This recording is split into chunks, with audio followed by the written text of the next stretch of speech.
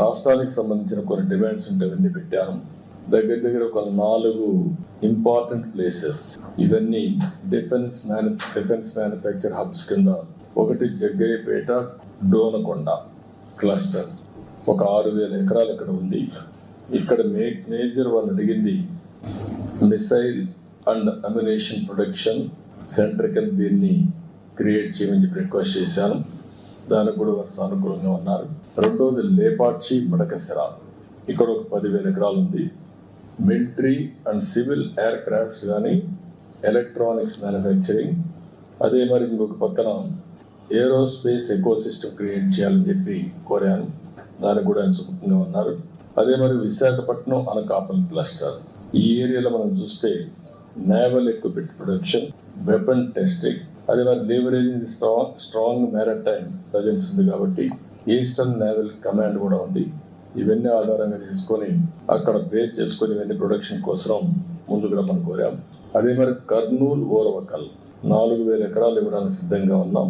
ఇక్కడ military drones, robotics, advance defence components ని manufacture చేయాలని చెప్పి కోరాను.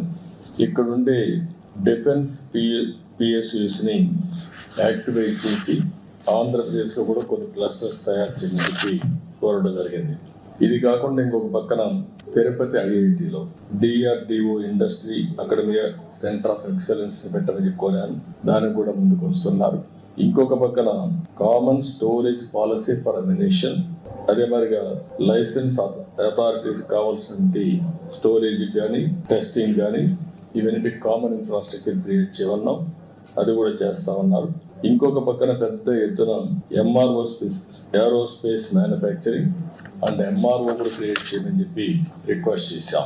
ఇక్కడ మెయిన్ గా ఆంధ్రప్రదేశ్ లో రాయలసీమ ప్రాంతంలో Lepakshi to Orvakal hitech industries వచ్చేందుకు అవకాశం ఉంది.